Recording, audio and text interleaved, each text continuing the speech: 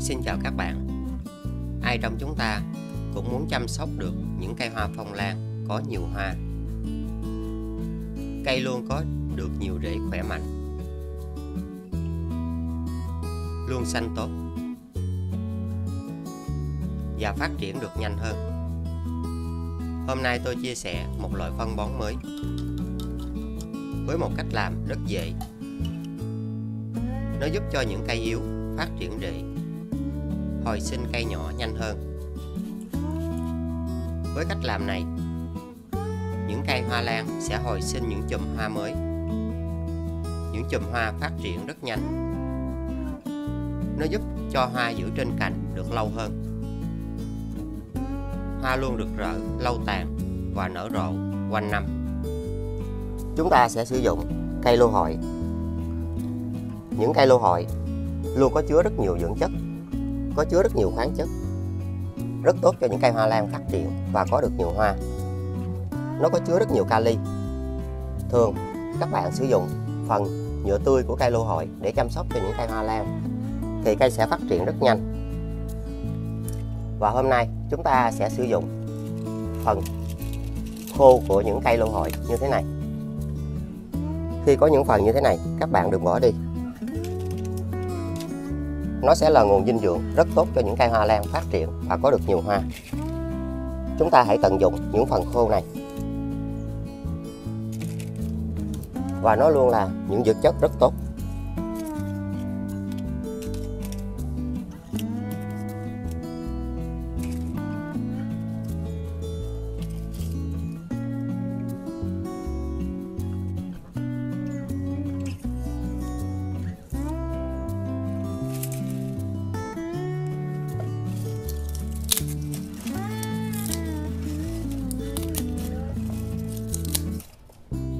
Các bạn hãy cho tất cả vào cối.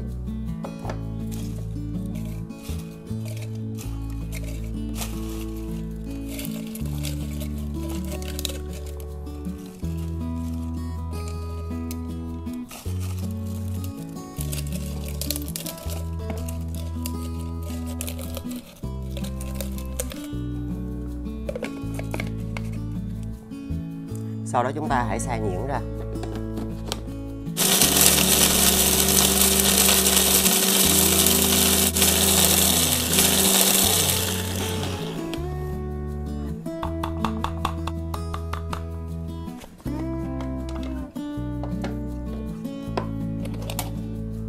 Các bạn hãy cho vào lọ và chúng ta sẽ bảo quản rất lâu vì nó đang ở trạng thái khô. Nó sẽ rất tốt cho những cây trồng phát triển và có được nhiều hoa.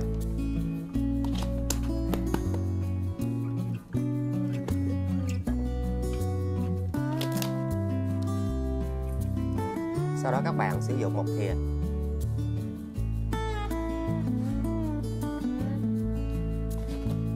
Phần còn lại chúng ta sẽ bảo quản để sử dụng cho những lần sau. Cho vào 500ml nước đun sôi.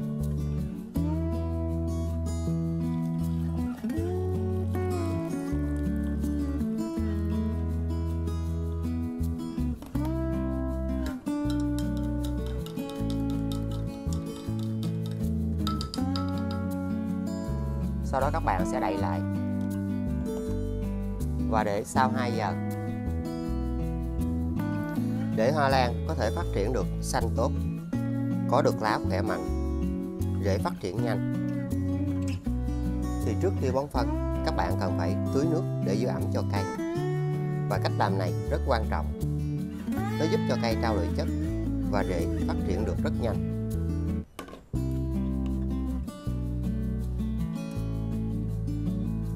Nó sẽ tạo điều kiện giúp cho cây được trao đổi chất và những loại phân bón được dễ dàng hấp thụ. Hãy để trong 25 phút.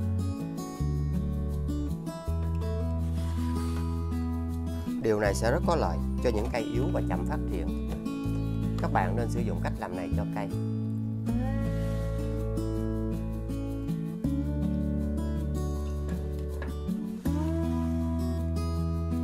Những cây hoa lan rất yếu sẽ được xanh, khỏe mạnh, hồi sinh rễ. Một điều rất tuyệt vời. khi các bạn sử dụng cách làm này cho cây.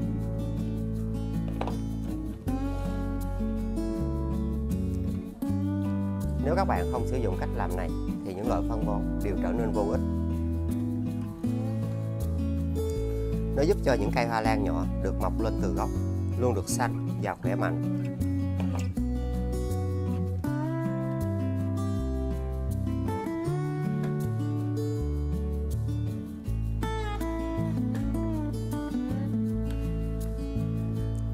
Những cây hoa lan sẽ được xanh và được khỏe mạnh hơn. Rất tuyệt vời khi chúng ta sử dụng những loại phân bón hữu cơ và duy trì độ ẩm.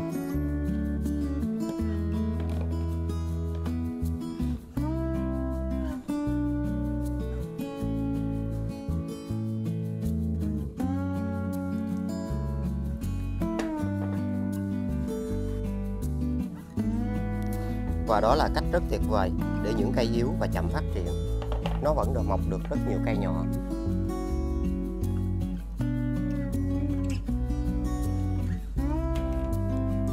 Tạo điều kiện cho những phân bón mới được hấp thụ qua rễ rất nhanh.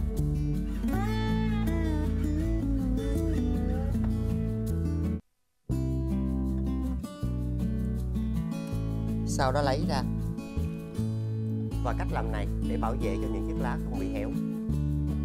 Các bạn sẽ có được những cây hoa lan xanh tốt và khỏe mạnh hơn.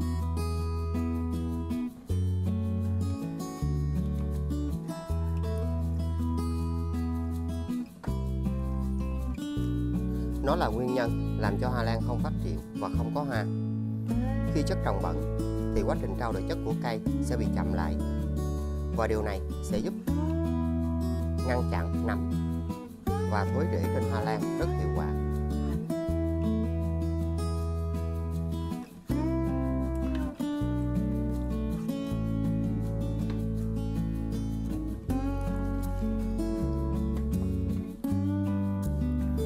Nó giúp loại bỏ các cặn muối trắng còn bám trên rễ.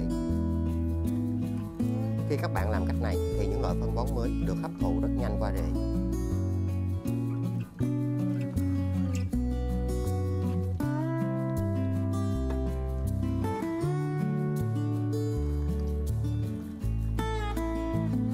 Và nó cũng là cách rất đơn giản để giúp cho cây được khỏe mạnh hơn, xanh tốt và phát triển vượt trội.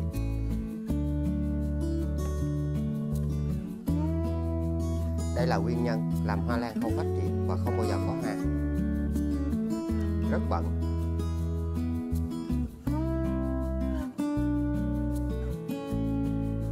Sau khi nước này đã nguội, các bạn khuấy đều lên và hãy lọc vỏ cặn.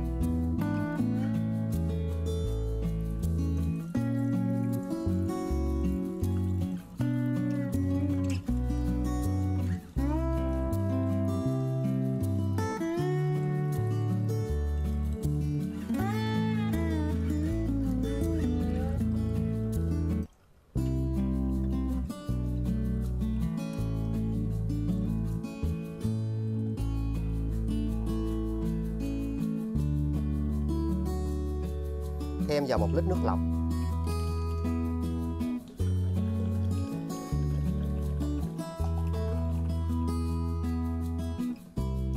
Và cách thứ nhất, các bạn hãy dùng những miếng bông mềm và chúng ta lau cho lá. Nó sẽ giúp những cây hoa lan của các bạn luôn được xanh, được khỏe mạnh và nên áp dụng mỗi tuần 1 lần. Khi sử dụng cách làm này, những cây hoa lan của các bạn sẽ được phát triển rất nhanh, rất khỏe mạnh. Nó giúp cho những chiếc lá mới được hồi sinh. Và đây là một trong những loại dinh dưỡng mà ai cũng dễ dàng tìm được tại nhà. Giúp loại bỏ nấm và côn trùng. Và lưu hội luôn có chứa rất nhiều dưỡng chất tự nhiên.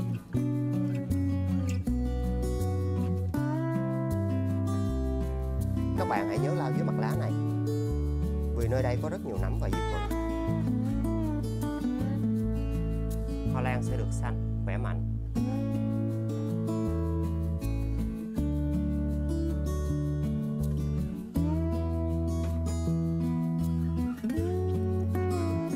Luôn có những phương pháp để chăm sóc những cây hoa lan được phát triển, nhưng đây là một trong những cách mà ai cũng dễ dàng làm được.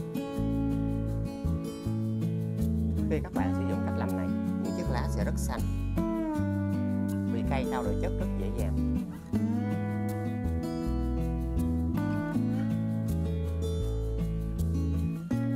Những chiếc lá vàng nó sẽ được hồi sinh và được xanh tốt trở lại. Các loại côn trùng như nhện, điệp, bọ trị sẽ không còn trên những cây hoa lan như thế này.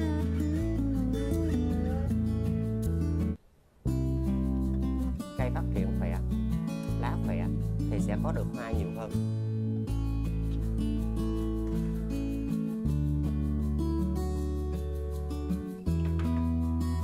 Các bạn nên dùng nó để chúng ta chăm sóc cho những cây yếu và chậm phát triển. Nó sẽ được phục hồi rất tốt.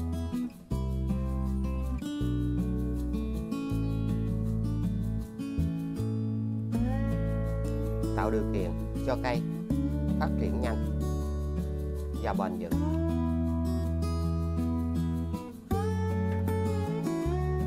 Nó giúp cho rễ phát triển rất nhanh.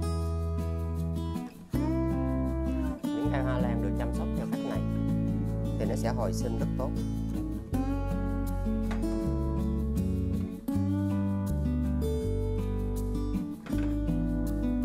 Các bạn sẽ có được những cây hoa lan xanh tốt và khỏe hơn với cách này.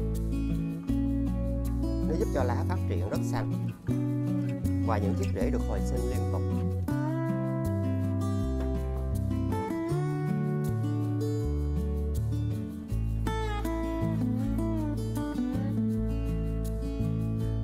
Rất khỏe.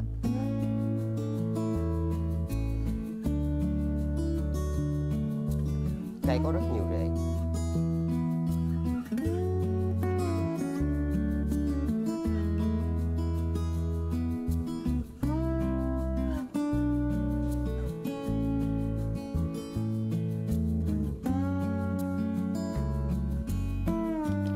Và cách thứ hai, các bạn hãy phun trực tiếp lên những cây hoa lan mình.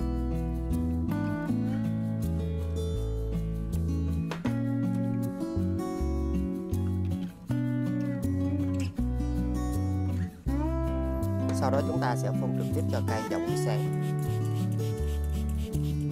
Các bạn nhớ phun ở dưới mặt lá này. Nó giúp cho những cây hoa lan được xanh, không bị nấm, không bị côn trùng. Cây rất tươi và rất khỏe.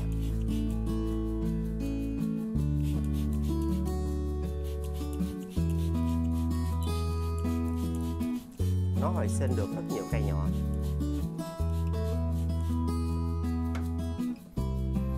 Với những cây rất yếu thì rễ vẫn được phát triển.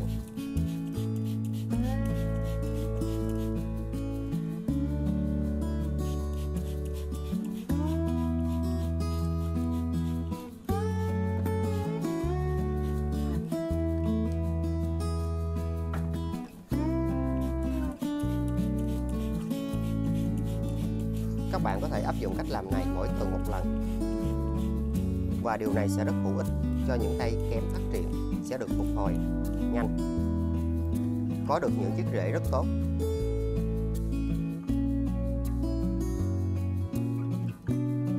Và phương pháp thứ ba, các bạn sử dụng bột baking soda và nó sẽ giúp cho những cây hoa lan được kháng khuẩn, khử trùng và không bị nấm. Hãy dùng một thìa.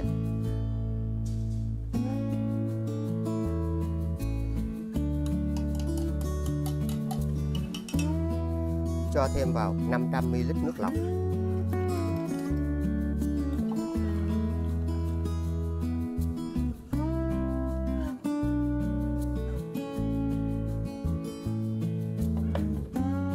Sau đó hãy tưới vào gốc của cây.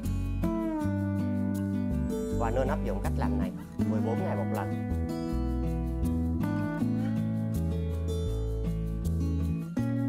Hãy để trong 20 phút.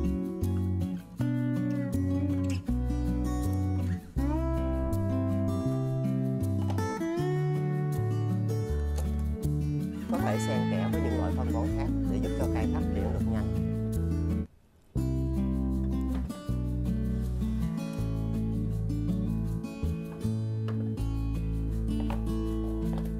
Và đây là một trong những loại phân bón mà các bạn rất dễ dàng giúp cho hoa lan được phát triển bền vững.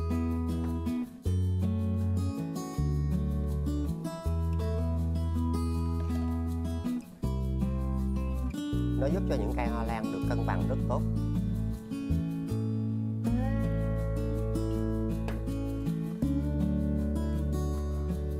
Với cây hoa lan này, mình đã sử dụng loại dinh dưỡng này rồi nên mình sẽ không sử dụng tiếp. Các bạn hãy nhớ tưới vào gốc cách 2 tuần một lần.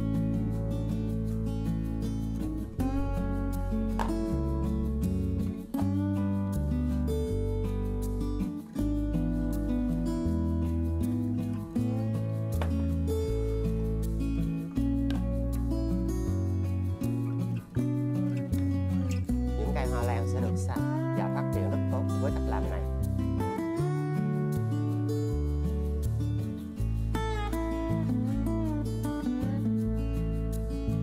Sau đó lấy ra và hãy để những cây hoa lan ở nơi có ánh sáng. Nó sẽ giúp cho cây luôn được xanh, được khỏe mạnh hơn. Những cây hoa lan yếu sẽ dần được phục hồi. Cây luôn có rễ khỏe mạnh. Khi các bạn sử dụng cách làm này, rễ sẽ phát triển được rất tốt. Và chúng ta sẽ có được những cây hoa lan xanh tốt, khỏe mạnh hơn. Hoa sẽ nhiều và dài hơn.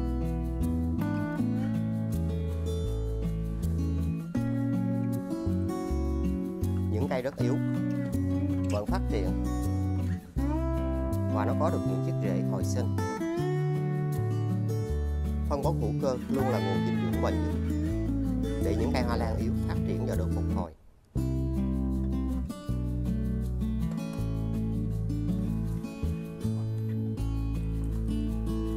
Những cây nhỏ sẽ được xanh, phát triển tốt.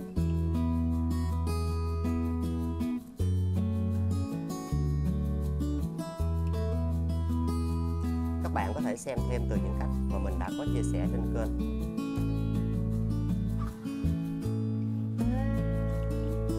Và luôn có những phụ đề để các bạn dễ dàng lựa chọn. Phân bón này sẽ giúp cho cây được bền vững theo thời gian.